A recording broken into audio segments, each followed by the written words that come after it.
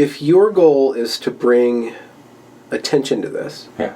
and the people who are countering you are accusing you specifically of transphobia, what does that mean and how does that track? What is the salience of this label? How are you or how are you not transphobic, and what does it mean to be transphobic other than it being a smear for your reputation? Right. So being transphobic means talking about trans issues. Okay. That's essentially what it means in practice. Okay. To even discuss this with any, to have even the most minor criticism of anything is instant transphobia, which is to be met with violence and screaming and yelling. That's how this gets treated by the, affirmative trans ideology side or whatever you want to call it. But there's different levels of that, right? Like there's street tactics to counter you, and then there's journalistic tactics to counter you, Right. and then there's probably legal and policy tactics. Right. So increasingly now the street tactics to deal with me are just to shout, chant, mob me, surround me, hold up blankets so people can't see my signs. When I went to... Do your signs have a magical property of like warping reality around them? Like what are on your signs that make them so powerful? Like this incantation. Children cannot consent to puberty blockers. Okay. And that's my main one, usually on my front. And on my back it might say gender ideology does not belong in schools. Okay. Or sometimes children are never born in the wrong body. I mean, it's just a factual statement. People get particularly triggered by that one sometimes. And one that I wear a lot says the definition of a dad, which is a human male who protects his kids from gender ideology. Oh, okay. Yeah. That's got some spice to it, just a bit. Spice. Yeah. Yeah. People like it. Because we got to get dads going. Yeah. Yeah. Men What is that? are going to follow men. Okay. It's just how it is. When I'm out on the street, my favorite combination, when people come out with me, to stand with me, the best combination is for me to be with a woman. Honestly, it's a pairing of two is probably best for what I do. It's great to have huge numbers out, but what I'm trying to do is have conversations with people. And so if you have a big group, they get intimidated and they don't approach you. But when a woman's with me, honestly, I get less abuse when a woman is with me. I guess it's because a single man standing there evokes, I don't know, stereotypes of, bigotry, or he's just a single white guy standing there. He must hate trans kids or something. Yeah. And when a woman stands with me, I guess it produces a softer image or something, And people might be a little more curious. And a lot of women will come up and they might stop. They might start talking immediately to the woman who's with me, right? It's just natural. Yeah. Like yesterday at the University of Washington, I was there with one woman, and then another one came just as a group had come as well to talk to us. So we'd been standing there for quite a while, and a young woman named Athena, who you've probably talked to, she's detransitioned, she came out with her boyfriend. And it was kind of quiet for a while. There were lots of people. There were tons of university students coming and going, but they were just ignoring us, which I thought was interesting because it's a lot nicer than in Vancouver. I'd be getting way more hate in Vancouver than even here in Washington State. But eventually word spread that I was there, and a group came. And so... Like a little posse? Yeah, about 6 people. Okay. And then about 6 more people came, but they refused to talk. And one of them had a trans flag. They don't want to talk about any of the issues. Okay. Which is fine. But these other 5 or 6, they started talking, and they were a bit hostile at first, which is okay. If they're a little hostile... What do you mean by that? Like verbally abusive or raised voices? Violating your space? They're assuming that I'm a bigot. They come into it assuming that. And they come into it wanting to win the conversation instead of just have a conversation. So the normal things that I always hear came up right away. Kids, they think, will kill themselves if you don't let them physically transition, which is not true. Yes, suicidality is higher among children struggling with gender identity issues, and we need to be sensitive to that. But there's no evidence that if you don't let them physically transition, that the actual suicide rates go up. There's just no evidence of that. So I have a bunch of good articles about that on my website, which I referred some to, and increasingly I tell people to go to statsforgender.org, which is the GenSpec's sister website, and it's amazing. For me, it's the best in the world. It's got everything, all the different subjects are just tagged there, and you can just click on whatever you want to know about, and instantly you have all the scientific facts about it. But when people come at me with a little bit of a hostility, or they come with some prejudice, I start off these conversations by just saying something that they will agree with, which is that we should never be putting these children in stereotypical boxes, that there's no right way to be a boy or a girl. If a girl's more masculine, a boy's more feminine, beautiful. Let them present however they want. And I'll just pause. Because that's not what they're supposed to hear from me. Okay. Yeah. Right? They're confused now. Yeah. And they'll drop their guard. Because now we have some commonality between us. And they might be open for more of a discussion then. So we talked for probably 45 minutes with this group. And this other woman showed up to support me. And she was talking with this other woman with these other people. And I was talking to a couple guys. And it was great. And at the end, what had started off with a bit of hostility was this young woman thanking us, like genuinely, politely thanking us for the conversation. And that's just what I do. And I've got tactics now, because I've had all these conversations. And the same psychology always repeats itself, the same objections always come up. So there's ways to handle these different things. But the key is just to be calm and not to have an agenda in any of these conversations. You just have to be focused on what's happening in the moment instead of trying to get your information out there, you know? Just, if the conversation's 2 minutes, it's 2 minutes. I try not to have an agenda. I just try to use the cliched term, meet people where they are and get them thinking. I'm not trying to tell people stuff, I'm trying to get them thinking. So I'll ask questions to get them thinking. Like, what is gender identity? What does it mean to be a boy? What does it mean to be a girl? What does it mean to be born in the wrong body? Because they can never tell you. Can they tell you what a boy is? Without violating their... No. I mean, no, obviously. We know what a boy is. So do they revert back to it's a feeling of identifying as a boy? What frequently happens is if I say that, or if I ask what does it mean to be born in the wrong body, a lot of them will say, I can't tell you that because I'm not born in the wrong body. Oh, okay. I say, okay. All right. So you can't tell me. Okay. Okay. Yeah. That's fine. Yeah. And then sometimes I'll say, would we ever say that a disabled person is born in the wrong body? Because I find that statement to be offensive. And being offended is a choice, right? Okay. It's our choice whether we get offended by something or not. People say millions of offensive things to me, but I don't get offended because that's a personal choice. You decide how you take this information that comes to you. But the expression, to tell children that they're born in the wrong body, you're telling them there's something wrong with them. There's nothing wrong with them. We would never tell a disabled person they're born in the wrong body. We would never tell someone with Down syndrome that they were born in the wrong body. That statement means nothing. Well, if somebody has a broken arm, there's something wrong with you, right? Sure. There's something wrong with your body. Right.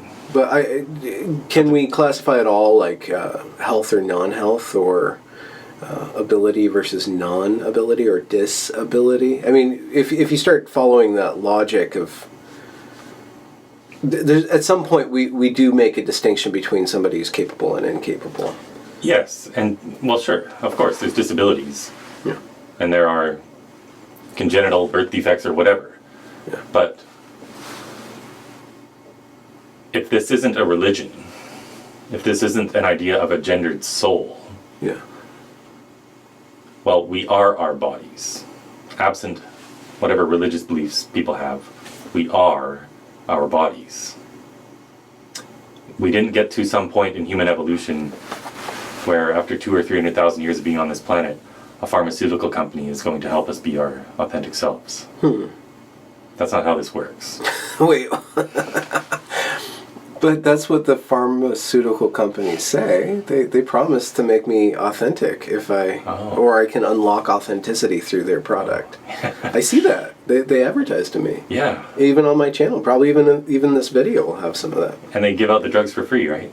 Well, I mean, I guess Christianity does give out the Eucharist for free, but there's kind of like this tithing thing going on, this kind of goodwill thing. But I don't think that you might get your first shot of tea free, and then Right. Buy 9 shots, get the 10th free or something. There was a Valentine's Day sale on mastectomies a couple years ago where you get like half off the first Oh, wow. breast or something. I'm serious. Then you're committed. You got to do them both. Yeah. You can't just do half man, half woman. Yeah. So people just aren't thinking. Our understanding of this situation is just surface level for 99% of the population. Yeah. And it's not like talking about women's sports, where we've got this swimmer right now at University of Pennsylvania who just won by 40 seconds. Literally lapping all these women. Yeah. Everyone gets that right away. Clearly wrong. Even women on The View will understand that this is wrong, I think. Maybe they'll pretend not to. But everyone gets right away that's wrong. Men, bigger, stronger, faster, destroying women in women's sports, wrong. End of conversation. Everyone gets it. This issue is so much more complicated. Because it's about identity, not about... It's about identity. It's about a fix for identity struggles. It is about unproven medical treatments where we have been lied to. So there's already been a huge propaganda campaign promoting that these drugs are just a pause button, that they're fully reversible. We are lied to. Parents are lied to. They are told if they don't allow their children to transition, that the kids will kill themselves. You can have a dead kid or a trans kid. What do you want, mom and dad? Yeah, better a live girl than a dead boy. And that's a lie. Yeah. We have adopted trans as an identity instead of it being something that you do. So when I spoke with Aaron Kimberly, who I think you've spoken with as well, trans man in Kelowna, BC, we both agree we should be referring to this, especially in children, as children with gender dysphoria, not trans children. As soon as you tell a kid that they're trans, you've locked in an identity for this kid. They've come out to their whole school as being trans, not as someone who's struggling with gender identity issues. They are now trans. And there is no such thing. This is a self-declared identity, but it's not something in concrete reality. Gender dysphoria is absolutely something that we need to help these kids with. But they are still male or female. Transition is something you do. It's not something you are. All these kids are exploring identities. I'm going to read you an email real quick. This is from a mom in Washington State, actually, who couldn't find counseling for her kid because there's a conversion therapy bill in Washington State that considers it conversion therapy to help a girl to feel comfortable as a girl when the girl has previously declared a trans identity, right? So this says, "Hi Chris, I'm parent of an ROGD daughter, so rapid onset gender dysphoria. Not traditional gender dysphoria that starts young with 3 and 4 and 5 year olds, but 13, 14, 15 year olds. So she's 17. She told us about 4 years ago that she's trans, so at the age of 13. That was after being demi-boy, nano-boy, asexual, demi-romantic, and non-binary. At the age of 13, This girl was on her 6th identity already. These identities aren't concrete. How they are in the world of Tumblr. In the world of Tumblr, sure. But what are these identities based on? In the case of trans identity, it's just based on liking certain stereotypes that we traditionally associate and are associated with the other sex.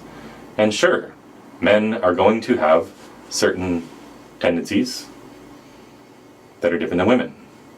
But with all men and all women, of course, you get huge deviation from that. Doesn't mean you're not a man or a woman.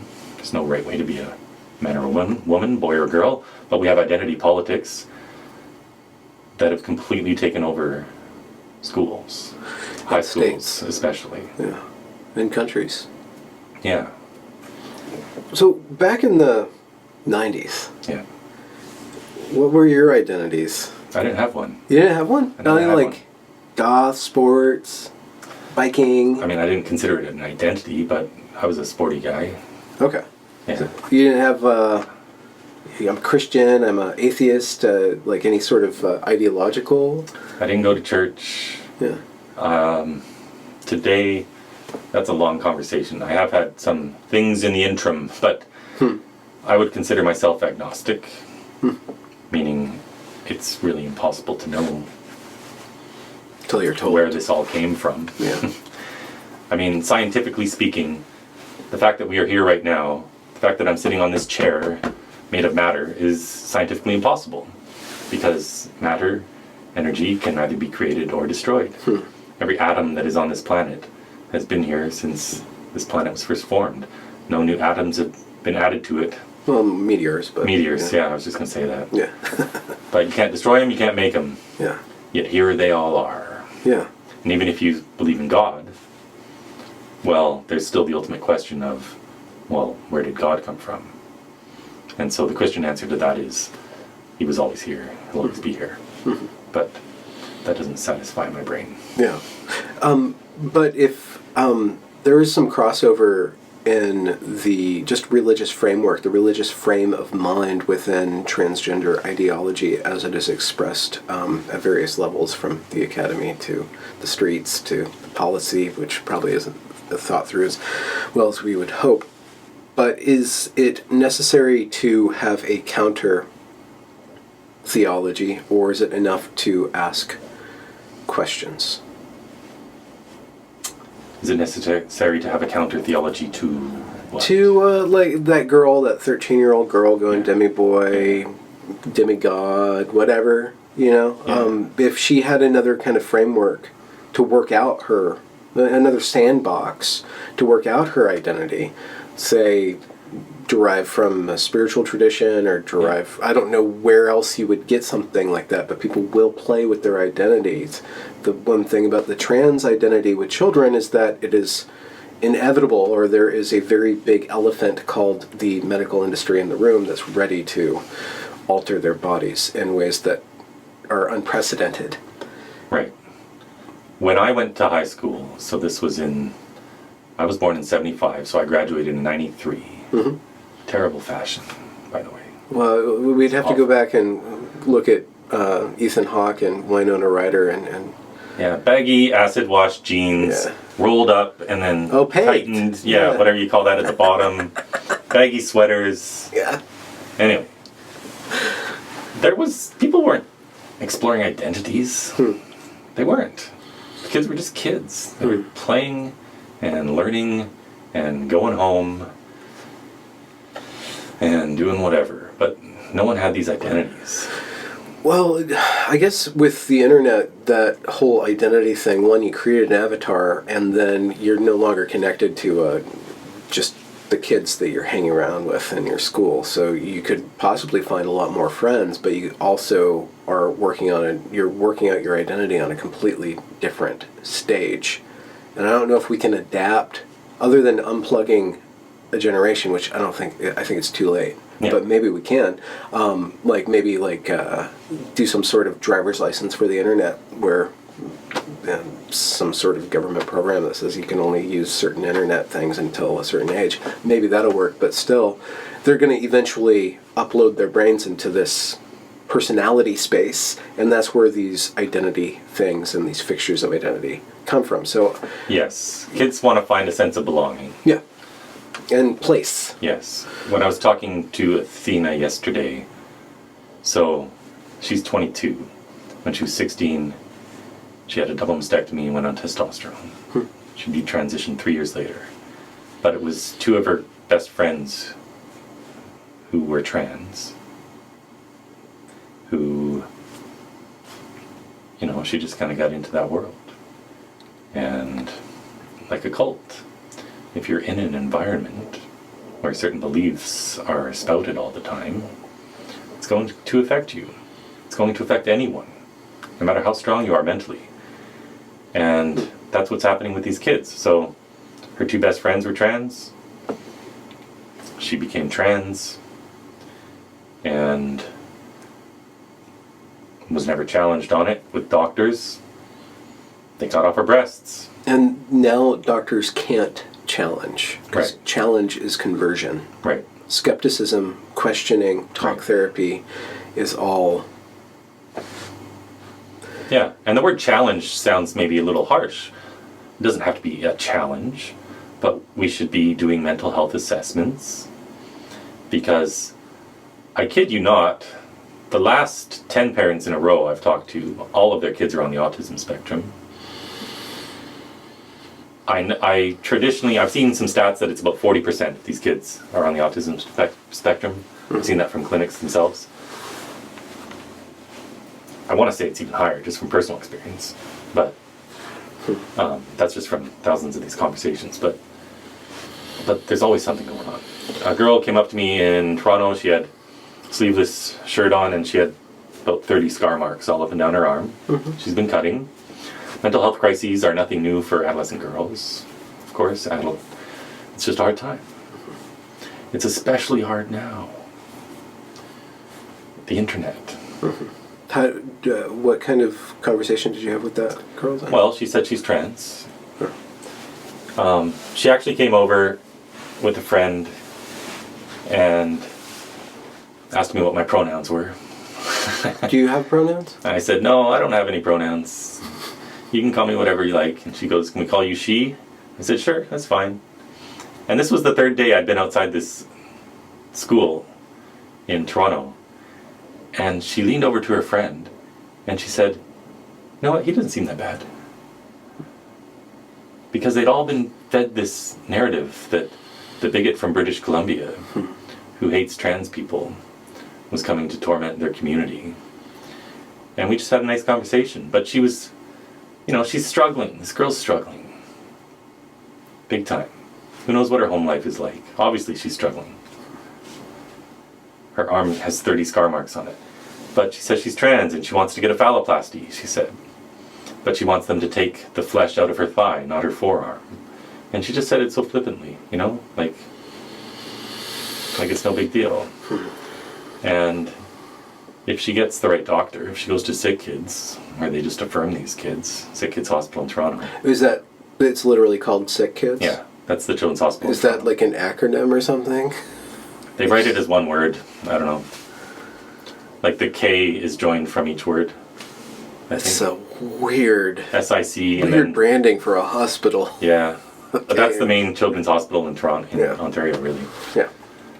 Great hospital, I'm sure. But all these hospitals have this little gender clinic in there where they are ignoring even the standards of care that the World Professional Association for Transgender Health put down. Yeah. They say, and the Dutch protocol, which was the original, mental health protocol for these transgender children, I don't like that term, but they said that these kids shouldn't be starting on cross-sex hormones until they're 16. But all these clinics ignore that. A girl in BC at 13, after she got indoctrinated at school, the first year they started teaching gender identity, she signed a consent form to go on testosterone at 13. Her dad wouldn't sign it. The consent form literally states that we don't know the long-term information associated with these treatments. Tell me, how can we give informed consent when we don't have the information? Well, you're informed that we're ignorant, so there's some sort of like lack of information is. And these are, At least they're being honest, these right? are little kids. 13's little. Yeah. I don't care how they look. Yeah. You know, especially with girls, they develop earlier. They might look bigger. Mentally, they're 13 or 10. Some of these kids, they're delayed developmentally. A lot of these kids. Well, taking it, whatever that means, if you the arc of development is broadened out due Right. to our excess of material. Yeah, and a ton of these kids have abuse, sexual abuse. I keep hearing stories. I heard another one yesterday. Someone reached out to me. It was a young woman who transitioned, said she was trans, and years later she figured out it was just because of sexual trauma. She'd been abused. And to do proper mental health assessments doesn't take 1 visit or 2 visits or 3 visits. It takes time. People are complicated creatures. And our biology is complicated. We've evolved over hundreds of millions of years, and now we're giving our endocrine system a lobotomy. On a whim. I was talking to Helena the other day. You've talked to Helena. Yeah. I'm sure a few times. Yeah. So she figured out that Planned Parenthood give out testosterone. The closest Planned Parenthood to her was 5 or 6 hours away. So she made the drive. And the clinician literally told her that because she drove such a long distance, that shows real dedication. So it's a good indicator that she's really trans. So driving long distances Going the equals distance. trans. And she got testosterone in 20 minutes. A big dose of testosterone too, because she told them that her estrogen levels were high or something. They didn't do any blood work, they did nothing. They just handed out on request. A girl in Sweden, on this documentary that just aired, she suffered spinal fractures from puberty blockers because the bones don't gain any density, and in fact they lose density. I was talking to a mom in California a month ago. Her daughter was on puberty blockers from the age of 12 to 15. Mom didn't really like it at all, but didn't know what to do because these gender clinics scare the parents. But they did bone scans every year, and she lost 11% of her bone density at a time when your bones should be getting stronger. These kids are getting osteopenia, early stage osteoporosis. Dr. Marcy Bowers, who's a trans woman and the president-elect for WPATH, has admitted that a lot of these kids, when they grow up, will never be able to have an orgasm. I don't talk about that much because it's kind of an awkward thing to talk about. Yeah. But read some of the stories of these detransitioners. They will never be able to have an intimate relationship in their life. And that's probably the way to phrase it better. We're destroying their future chances at intimacy, at holding a relationship. Because they identify as some mystical, magical entity that no one can define.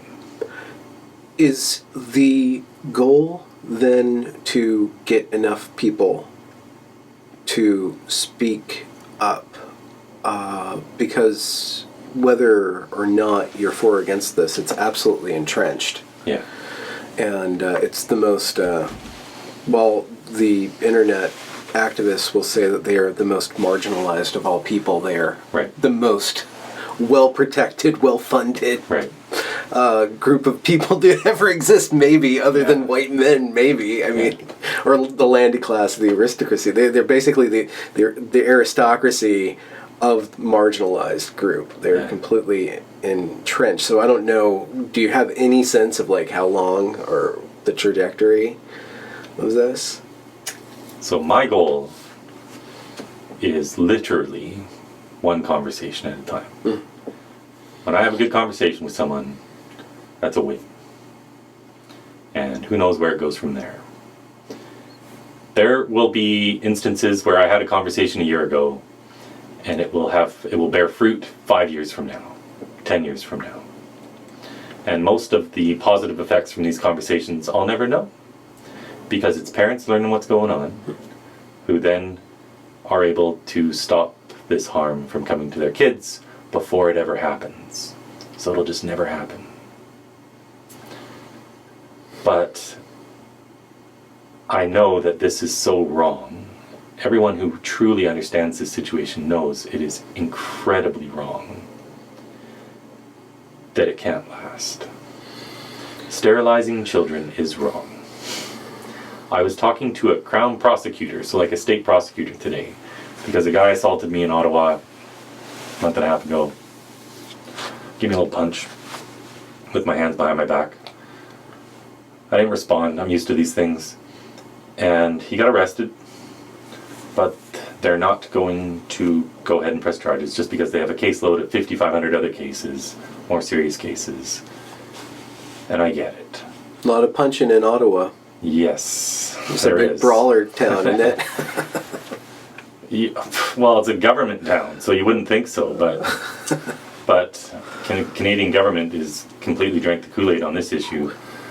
But everyone knows this is so wrong, and I don't know where I was going with that story, I forgot, but other people who have different hats, like lawyers, and therapists, and psychiatrists, and maybe one day even a brave politician, if any of those exist, they'll do their jobs to put an end to some of this. They'll file class action lawsuits, and I believe very quickly one day gender clinics will stop this practice.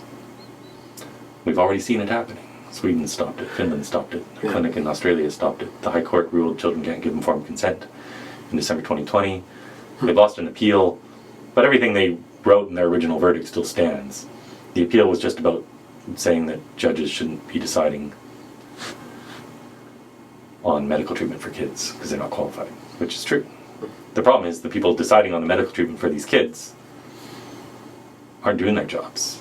They're acting like ideologues. They are accepting a child's self-diagnosis as being trans and going straight away to these medical procedures when we don't know the long-term effects. When did you, what was the first stirrings of awareness of this issue for you? Okay. Man, one day I'm going to tell you a big long story. Okay. A bigger backstory. Okay. It's probably more interesting than anything I've ever talked about. But essentially, I started learning about this in 2019. Late in 2019. Someone I've known started tweeting all these things, which were transphobic. And I didn't think they were transphobic, but they would be deemed transphobia, right? Yeah. Like talking about women's rights being taken away. That was more her line of stuff. Yeah. And then a friend of mine who works at the United Nations let me know about Jessica Yanev. Okay. Yeah. Jessica Yanev is this individual who harassed women to wax his twig and berries, and they don't provide that service. These are all women working out of their home, most of them from India or Southeast Asia, little kids present. They're estheticians working out of their homes, treating women, and they're not going to wax some guy's balls. And he instantly took them to the Human Rights Tribunal. So I started following that. And then I went to a court hearing one day near my house just to check it out. And this guy accused a woman of trying to take his picture in the washroom, which wasn't true. And anyway, he's just a huge bully. And so, lives just 20 minutes away from me. That got me reading and more interested in all this stuff. And then I learned what was happening to kids. And you saw red. Because I have girls. So, this has all the hallmarks of a cult. Maybe it doesn't have a cult leader. It really does if you go back in time. Some of the people financing it, some of the billionaires financing it, you could maybe call them the cult leaders. But this has all the hallmarks of a cult. And I know that any human being, no matter their upbringing, is susceptible to cults. There's like something in our wiring that when we're immersed in a certain environment, it affects our brains. Yeah, collective hologram. Yeah, group agreement and all that sort of stuff. And I learned that this was really affecting girls. And so I wanted to learn all about it, just so I could protect my own kids, because they're really all I care about in this world, and my wife, of course. But I have cult experience, going way back into the 90s. So I understand cults. I've done previous work exposing one. And why do people do things, Benjamin? I don't know. It bothered me a lot, obviously. Look what I'm doing. I've quit my job and everything. It didn't sit, I couldn't not do something. Okay. I don't want to call it a calling. Yeah.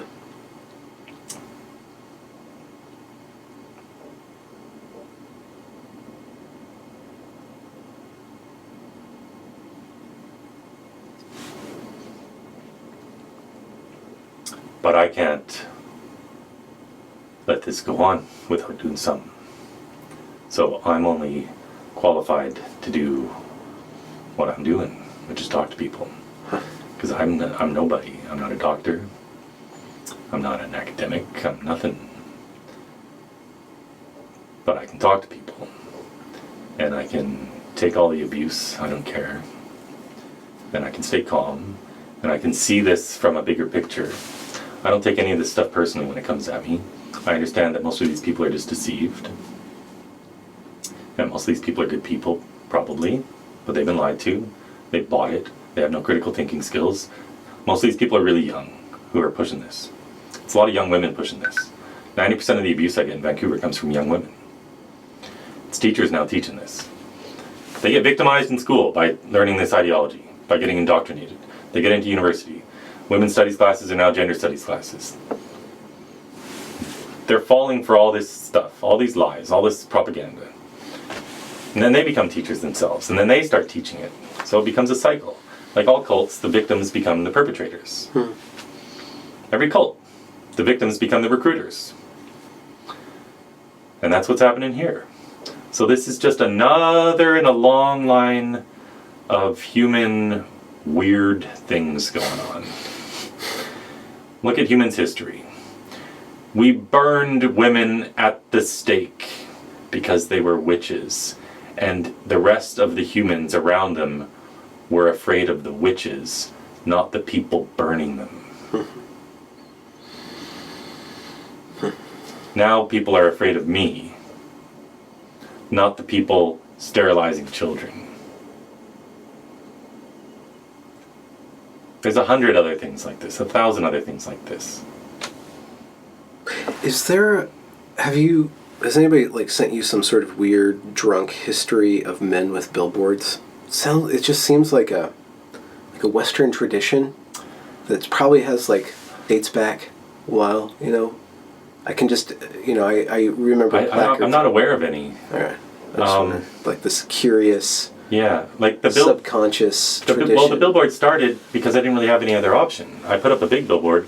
So Posey Parker started this for me. Okay. Oh. Posey Parker put up a sign. She activated you. She radicalized you. Or put you into motion. Well, it was something she did that I went, I've had enough. She put up a poster at the Edinburgh train station that said, "I love J.K. Rowling." And I was reading Harry Potter all throughout 2020 with my little one. Every night at bedtime we'd read a chapter or half a chapter. And even that probably contributed to this a little bit, because I became aware of J.K. Rowling speaking out and all that. But she put up this poster, got taken down the next day. Transphobia. It said, "I love J.K. Rowling." It had a heart on it. People on Twitter complained. There was no official complaint. They did an FOI request. There wasn't one official complaint, but they took it down. And honestly, I had enough. And that was in July 2020. And I didn't have the understanding I have now about all these gender issues, not even close. And I'm still learning stuff all the time. But from a freedom of speech position, that didn't sit with me. And it's not just that, it's everything going on. It's college campuses, it's Evergreen, you know, it's a conservative will cause a riot if a conservative comes onto a college campus. Like, why can't we have an exchange of ideas on college campuses, for example? These are the places on earth where we're supposed to be able to exchange ideas. Mm-hmm. But society is devolving in many different ways. And so I have 2 girls. I don't care about my life. I care about their life. And I care about their future, not mine. And so I didn't like that the definition of a woman has been redefined to include anyone who wants to be one. Because I'm raising little girls to be women, and I don't want them dealing with all these issues. But when I started, I still don't even know when I first heard about puberty blockers, but I know that it just went into my brain like, what?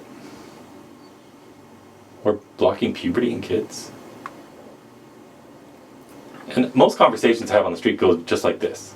People say, what are puberty blockers? I say, just like it sounds. It's a drug we're giving to kids when they say they're the other sex, or they want to switch to the other sex. And it stops their bodies going into puberty. And everyone's jaw just drops. They don't believe it. They don't believe it. But it's what's happening. That's part of the problem with what I do, is people literally don't believe some of this stuff because it is so unbelievable. It is. It's and I don't blame them. Yeah. But, you know, I've had some harder times in life, and I thought, well, I even wrote to some people back in July. Like, I thought about this stuff for weeks, and I had different ideas, but I knew I was going to take a big stand from the very beginning. And it's still in its baby steps, what I'm doing. Like, it's not just what I'm doing, it's what everyone's doing. But this is going to I'll keep getting more supporters, and more people are going to keep learning, and other people are going to start stepping up. And I think I've showed that it is possible to protest this safely. Now, not everyone has to do what I do. You don't have to go stand outside of school where you're going to get things totally blowing up. You can just go to a children's hospital at 10 a.m. in the morning, stand there for an hour, leave. All the haters and the crazies won't have time to mobilize, but in that hour you will have alerted security, you'll have caused a bit of a ruckus inside. People will be asking, what are they doing out there? What are they talking about? The gender clinic inside will know that you're there, and they know that you're just the tip of an iceberg as well. And it gets conversations going. So I've had lots of conversations, maybe 5,000. 20 a day, been out like 250 days, it's probably about right. But I've generated probably 1 million. It reached a few million people in Ontario in October when I went to the schools, because it got featured on CBC and CTV and in the Ottawa Citizen, and a politician was on the floor of the legislature wanting to change laws so that people can't protest near a school. It was on the radio in Toronto. Like, it reached a ton of people. So most of the conversations that happen aren't of my own doing. It's people having their own. It's people driving by in a car going, what are puberty blockers, you know? I see people will roll down their window and they'll yell, hey, we thought you were nuts, but we just Googled it and we can't believe it. And I'm like, yep. And off they go, the light turns green.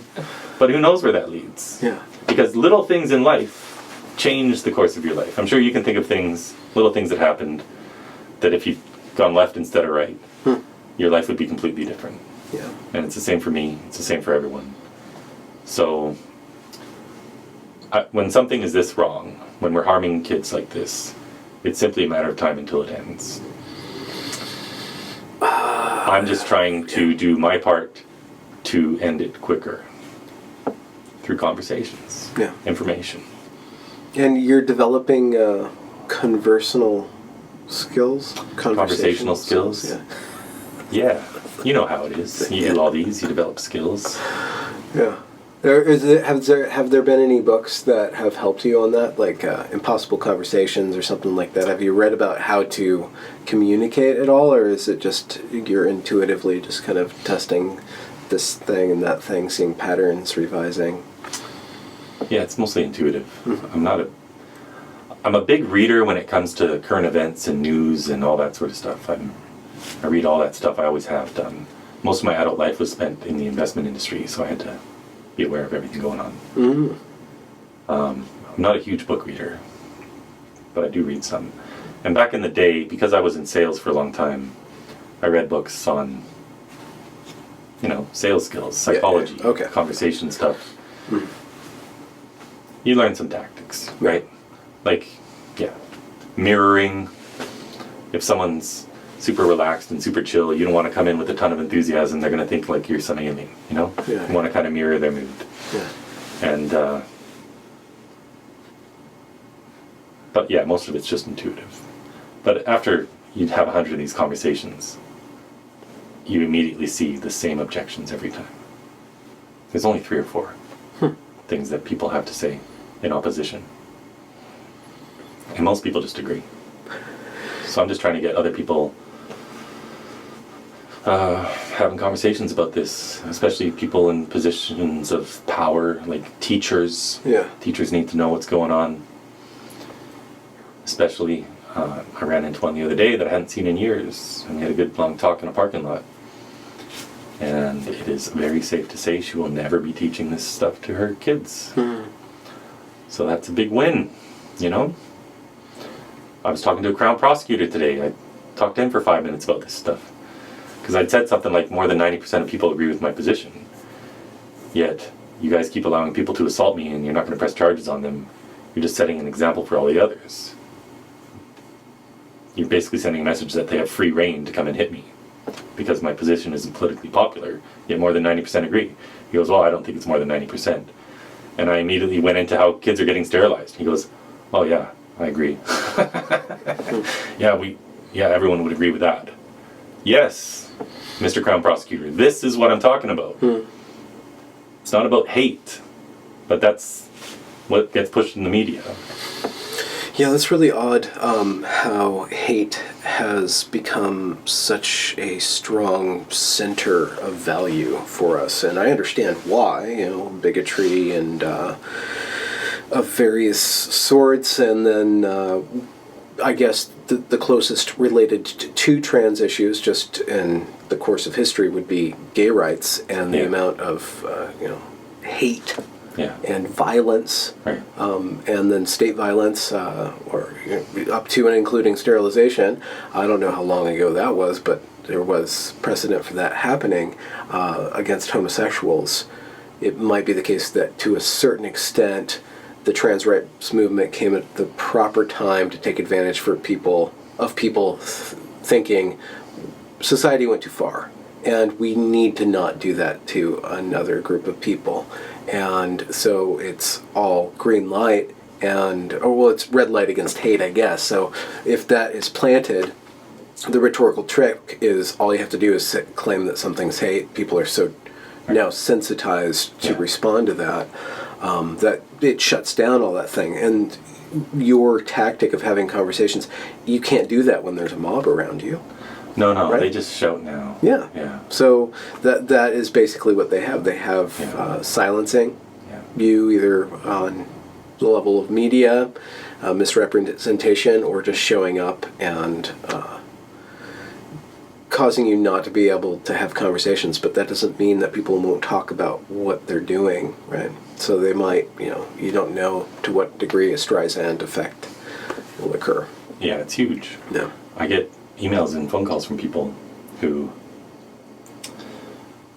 I got an email from a student at the school who thought I was this hateful person, and then he went to my Twitter account. Now he fully understands. Honestly, if these mobs would just leave me alone, no one would hardly hear my message. They're doing me a huge favor. They reached millions of people because of the mob, not because of me. I would have just been left alone. I would have had 10 or 20, 30 conversations. But instead it reached millions of people because of the mob. That's what CBC and all these news networks want to focus on. But to talk about gay rights quickly, they really like to conflate these things. And within the gay and lesbian community, they're pretty split on this. Because a lot of people see this as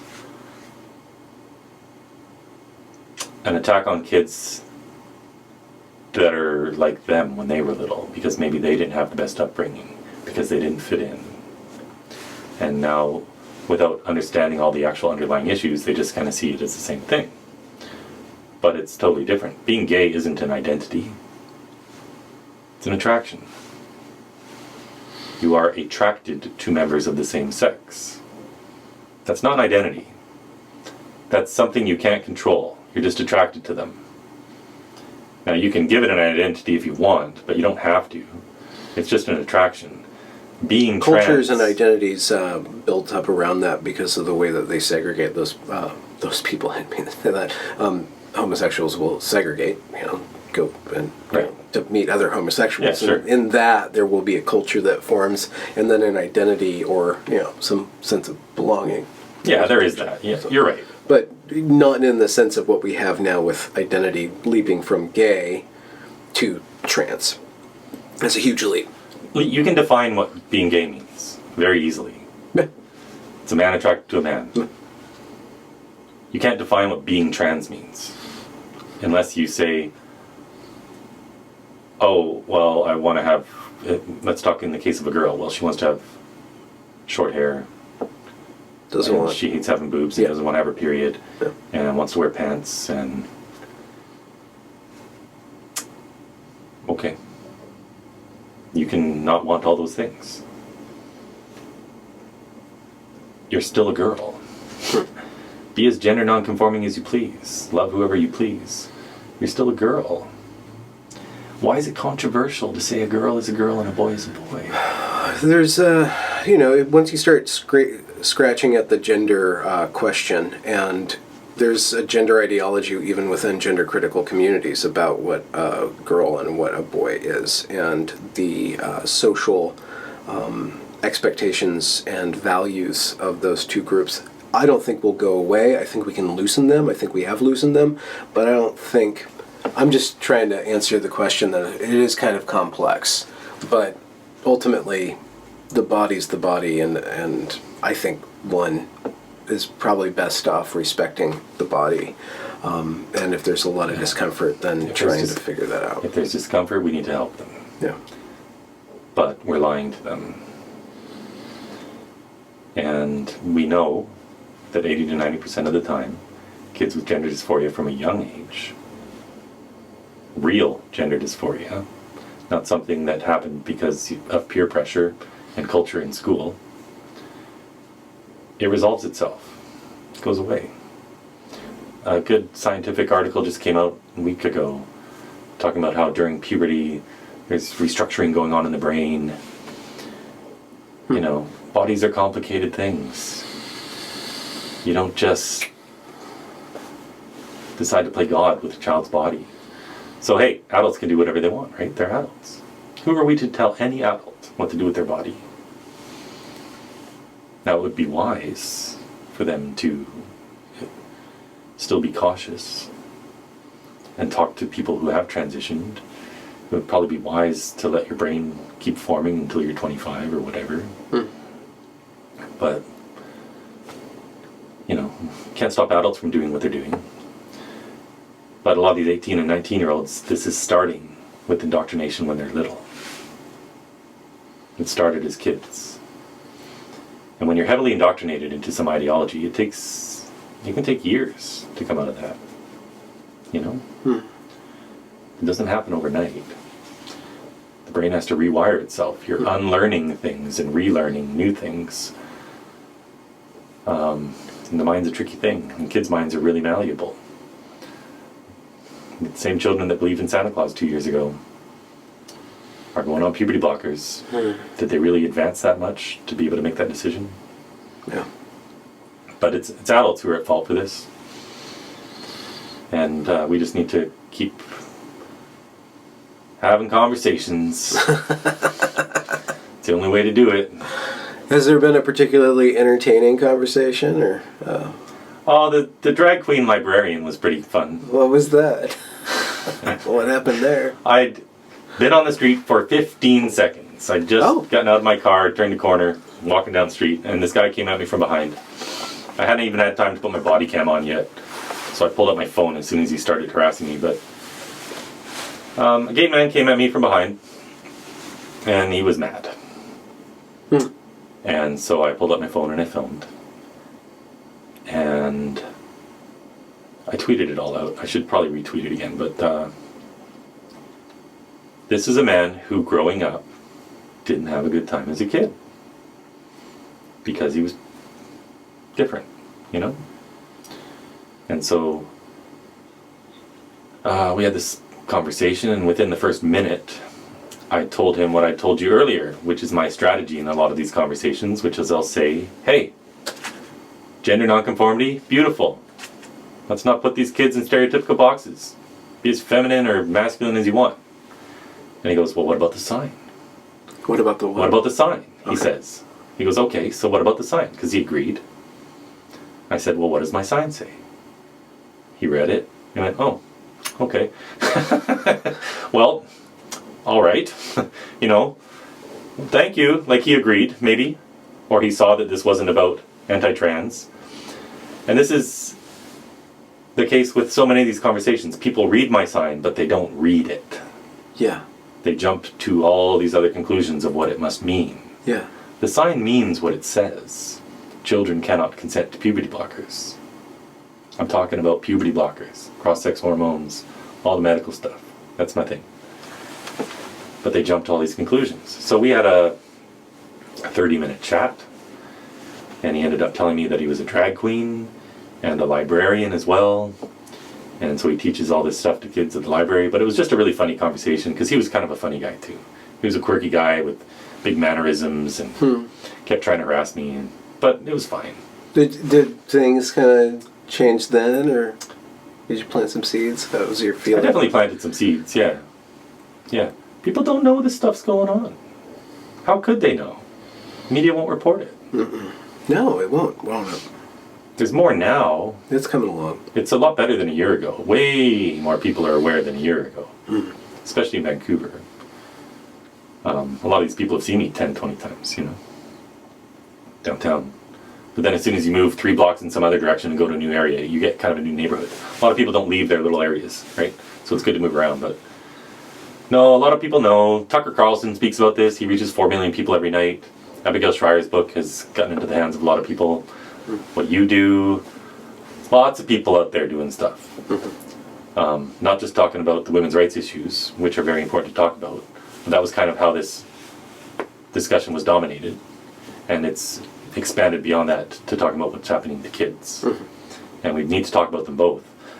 But it's my theory that the most important thing to talk about, and the only way to fix the women's rights issues, is to deal with what's going on with the kids. Because if you don't get this ideology out of schools, you are graduating 100,000, 200,000 kids every year, 1 million, who believe in it. And so you'll never fix the women's rights issues if this is in schools. Getting this in schools was the ultimate coup. It was the ultimate victory for the ideologues. Because now they're indoctrinating millions of kids. Schools and then the law too.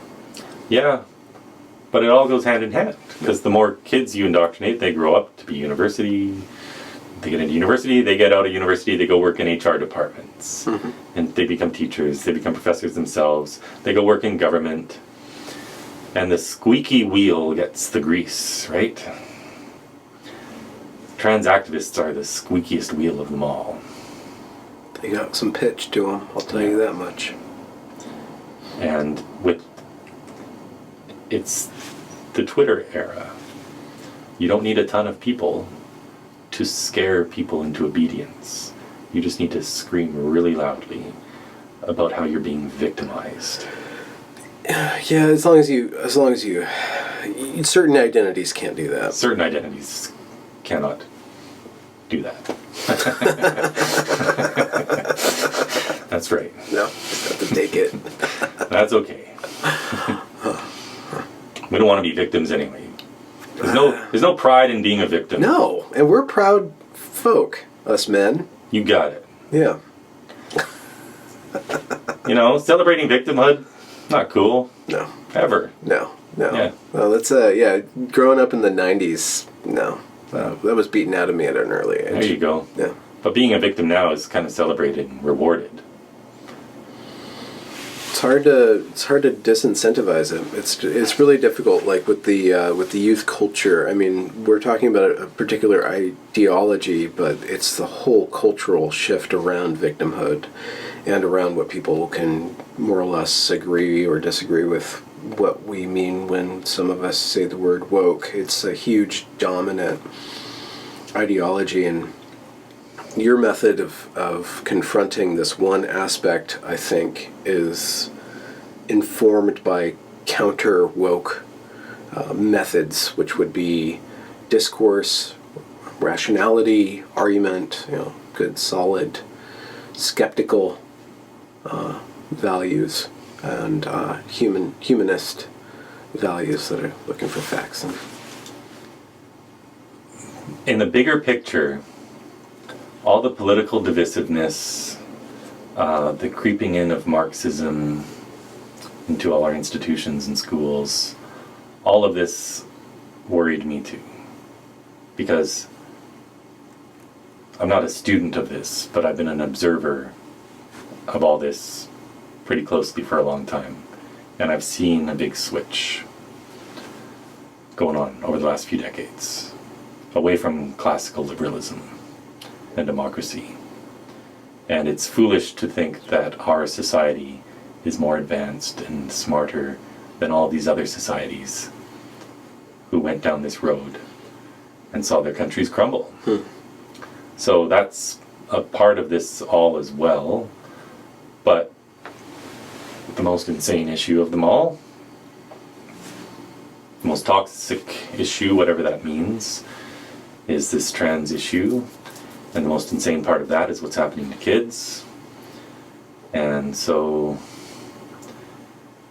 yeah, I guess I just thought I'd take a stand and do something worthwhile with my life, I guess it's too early to tell, but do you have visions of a book of travels?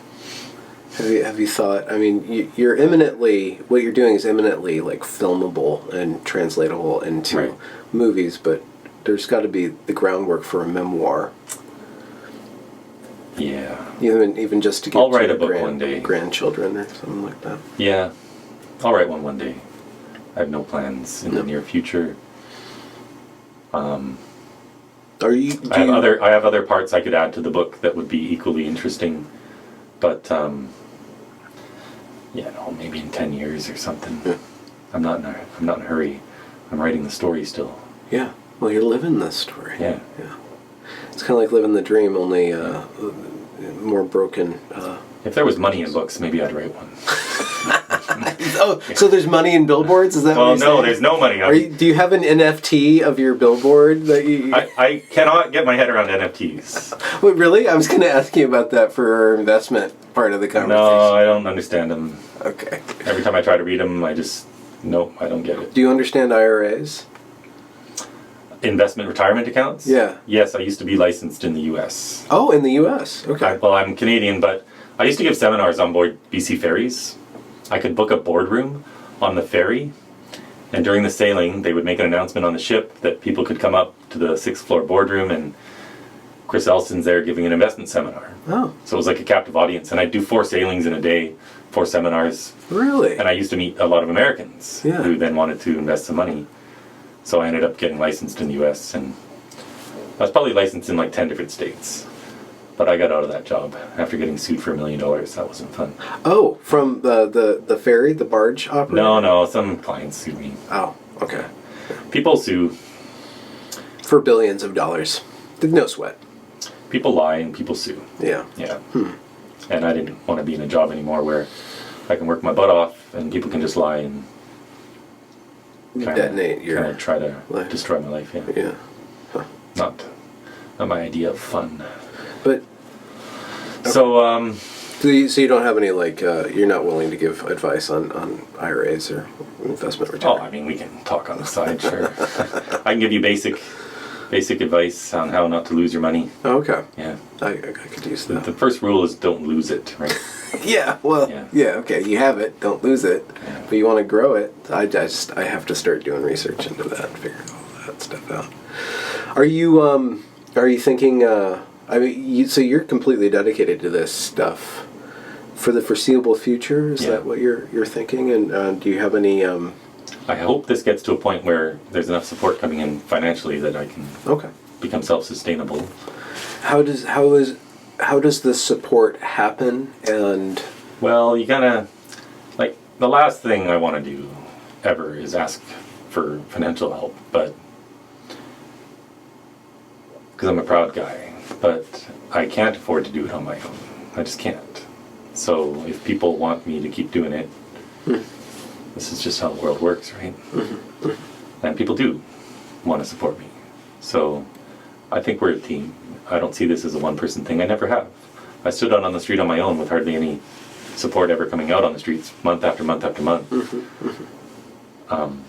Just doing my dipping thing. to your chapstick fund and Yeah, shivering away, taking a half-hour break to try to warm up and getting back out there. But I've always had a crystal clear vision from the very outset that if you just keep going outside, this will build.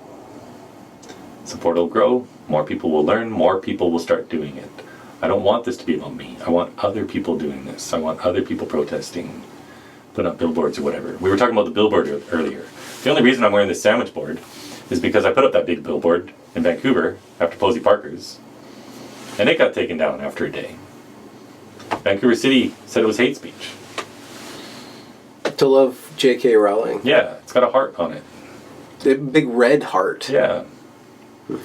And so then Twitter was all mad, and I knew that would happen too, so I leveraged that outrage and raised some money and did a bunch of billboards in the States, just trying to get people going. And then all the lies about me started circulating around, and my sport went boom, boom, boom, boom, boom, down to nothing. But I knew if I just went outside and met people, they'd see I'm just a normal guy. I'm not an evil misogynist trying to take over a women's only movement. Oh yeah. Yeah, that's a whole other conversation. That's a whole other conversation. That's a whole other conversation. Yeah. But no, I'm just, you just go outside and you talk to people. And Do you have merch though? no, Okay. Do you have a website where people can like I have a website. see where you are and they can see where the money that they would donate goes to, like billboards or travel expenses, stuff like that? I have a website. It's got a donate button on it. It's got basic information about what I do. I haven't updated it forever, and I need to put so much media and podcasts on there. It's just not my thing, you know? I hate that. Yeah. I don't like doing all the administrative stuff. Yeah. I'm honestly just the little soldier out on the front lines. That's kind of that's my strength. So if I had more money, I'd definitely hire an assistant to help with, getting bigger podcasts and doing media and stuff. Because I don't ever try to get any media. I just do my thing. Because my theory is the same theory as Field of Dreams.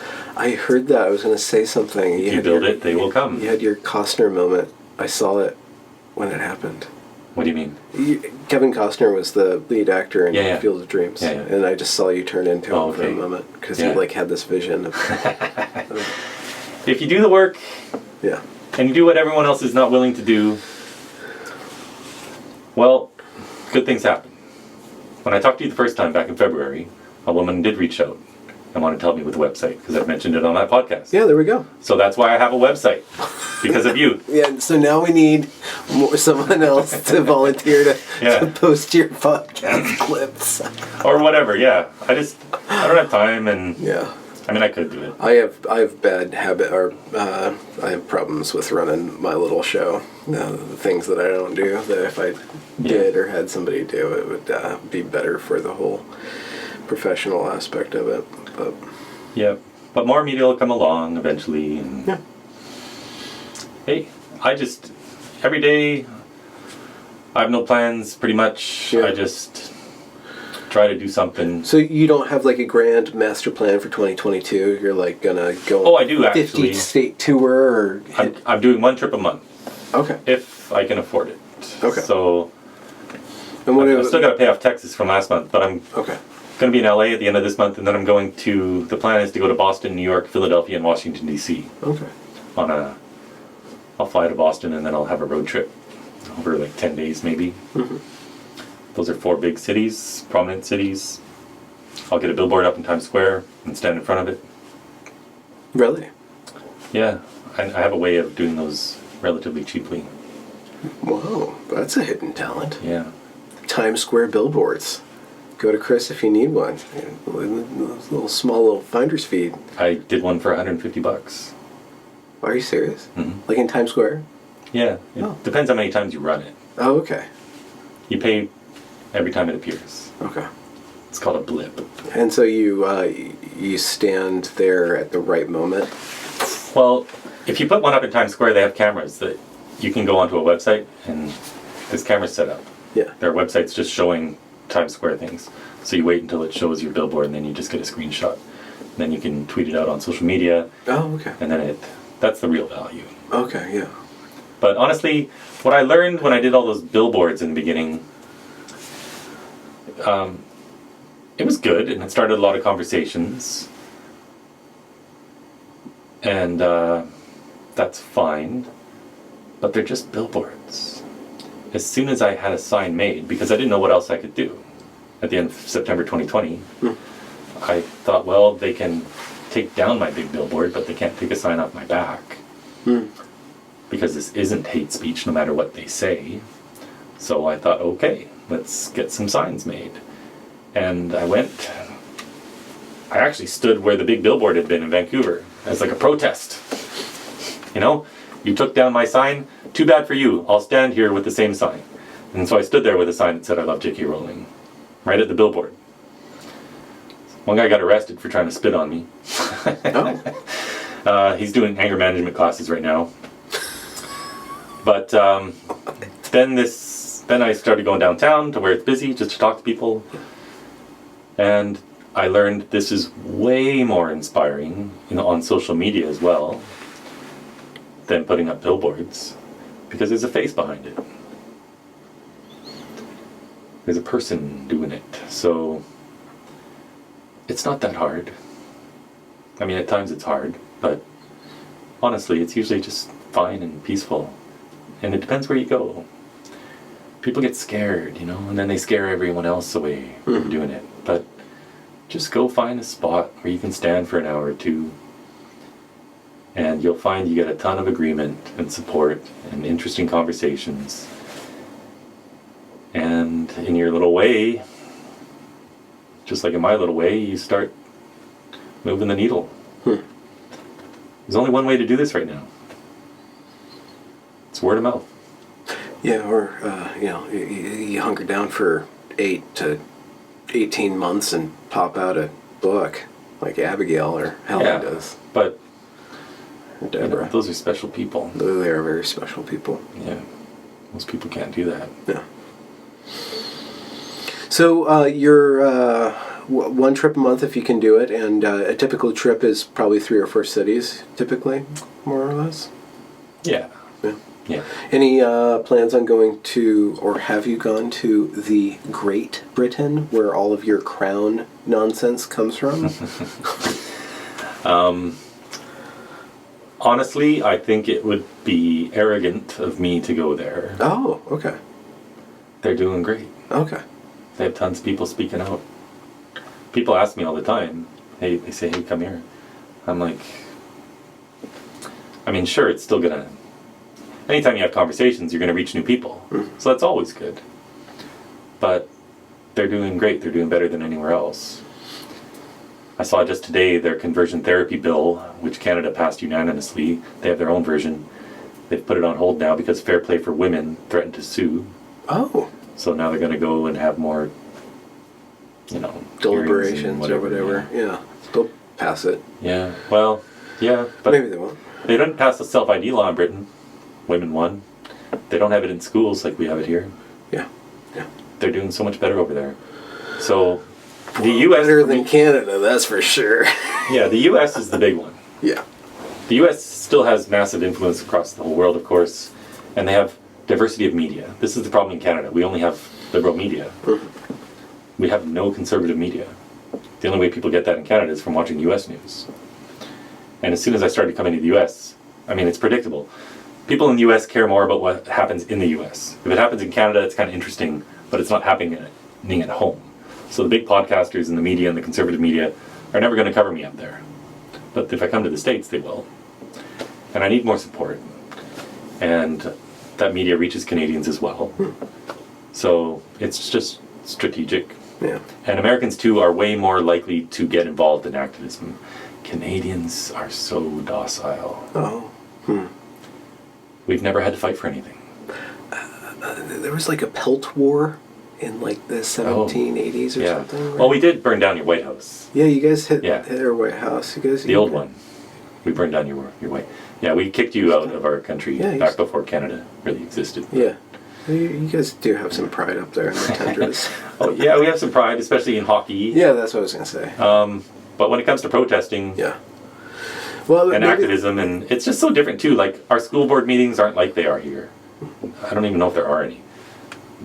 Nobody goes to them anymore. Well, since this trans thing specifically came along before the Canada, that's the first time that you guys have had these protests, it seems like, because you guys haven't had racial protests like America does or anything like that. So. But we love to adopt your problems and pretend that they're our own.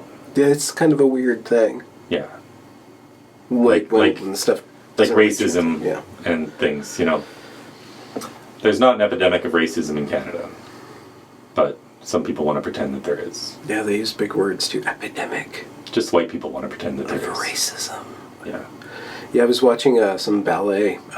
I tried to get through it. I just can't watch this stuff anymore. I've watched it all, and it's the same stuff, like this diversity, equity, inclusion. It's all the same. Nobody thinks differently than everybody else that does this. It's all just the same thing over and over and over again. But they're doing it to the ballet, and they were talking about, I don't know, and then they're like fishing for tragedy in order to have people identify into their diversity, equity, and inclusion thing. And it's like, well, it doesn't really translate up to there. So they make these claims and then they never back them up, about racism here, racism there. But the transphobia thing is really interesting. Because, you just said on this very podcast that trans kids don't exist. Like that, if there's any definition of transphobia, it's got to be that. Trans kids don't exist. I'm saying we shouldn't give that identity. Of course, the people exist, but if you can't define what being trans means, is there really such a thing? Having a monotheistic belief system, I have centuries of people having worked out a bunch of different arguments that I can pull on to say that, yes, I do have a soul. And I have my own experience for that. But if you don't see me as a soul, I can't convince you that I have a soul. But with regards to the argument of me having a soul or not having a soul, my soul's existence doesn't depend on you recognizing it. Yeah, you can identify as trans, sure, that's fine. Like, identify as whatever you want. But what does it mean? Yeah. We have to be able to define these terms. What is gender identity? According to the genderbread person, gender identity is your personality, your jobs, likes, dislikes, hobbies, roles, and expectations. Roles. That's your gender identity. Like a Kaiser roll or a croissant? What role you have in the household or what role you have in society. Or in your friend group, if you're the one who is making the tea or if you're the one who's barking at the TV, that will define your gender. That's right. Right, okay. So if you like to do the cooking, no matter what your sex is, that puts you on the girl spectrum. Jobs too. This is the most used resource in the whole world. The genderbread person. I'm not just picking some random unknown resource. This is in every school and it's in the gender clinics. This is what gender identity is. It's stereotypes. So you can identify as someone who likes the other sex's stereotypes. That's what being trans means. Or you're more materialistic, true trans, as it's called, or medical trans perspective or definition of trans as something that someone does. Right? Yes, and Artie Morty. Why somebody does it is the other question. Artie has a podcast saying that same exact thing. Transition is something you do, it's not something you are. yes, children have gender dysphoria. So if you want to call them trans kids, whatever. Don't force me to use that terminology. Okay, yeah. Right? Okay. If people want to call them that, they can call them whatever they want. But these are kids with a condition called gender dysphoria. But what's happening today is we've evolved this definition. And it's not a mental health condition anymore. It was gender identity disorder until 2013, when it changed in the DSM-5 to gender dysphoria.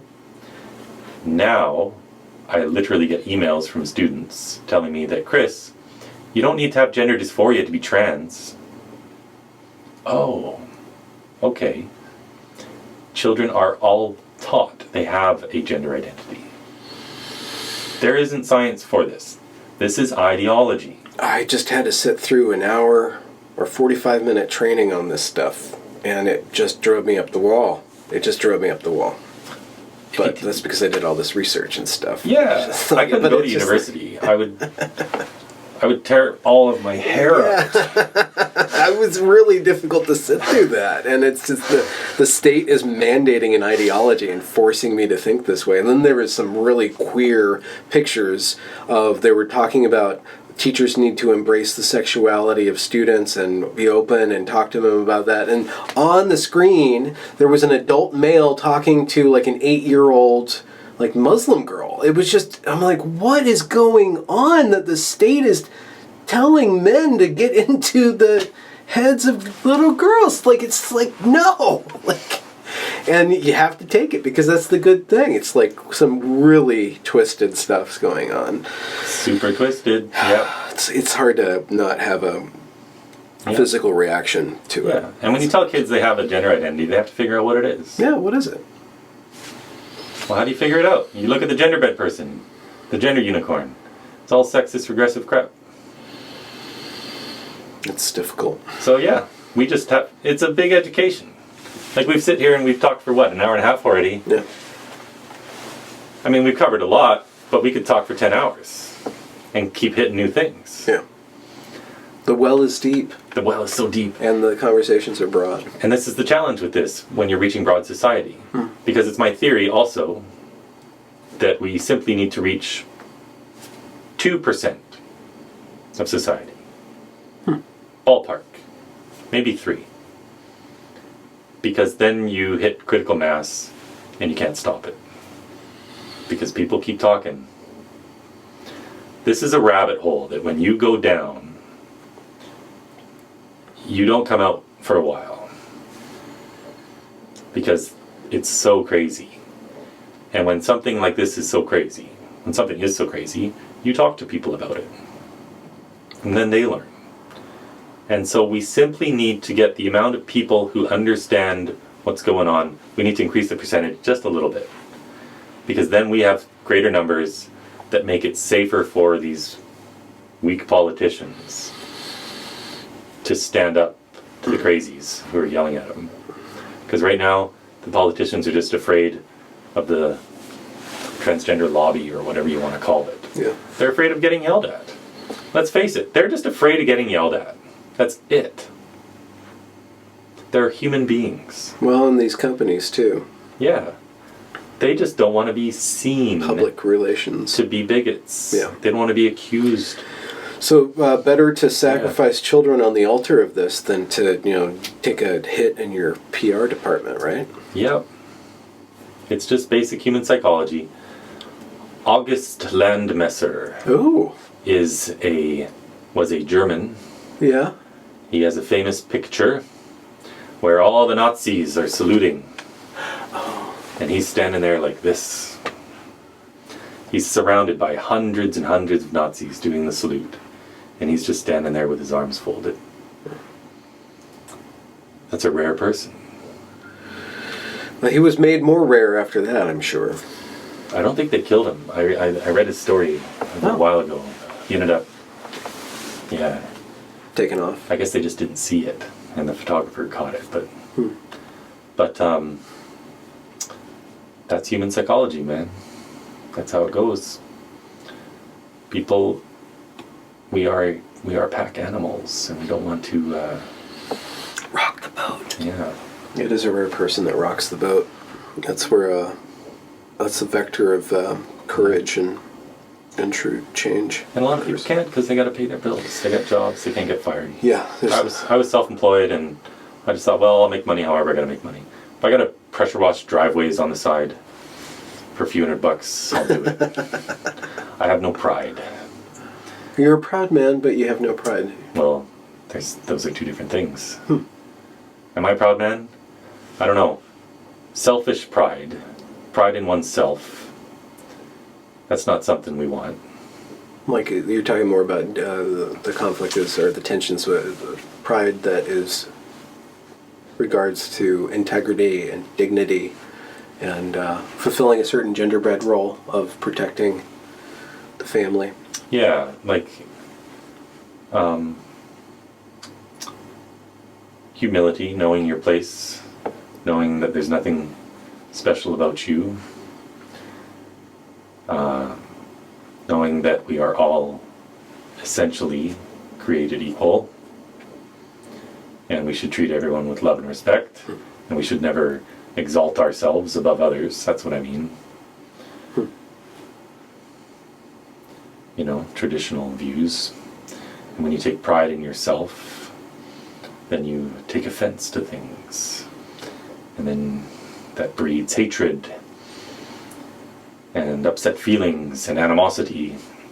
So I think it's just important to realize that even all these people that we are fighting against, a lot of them themselves are just deceived, and they're probably good people inside.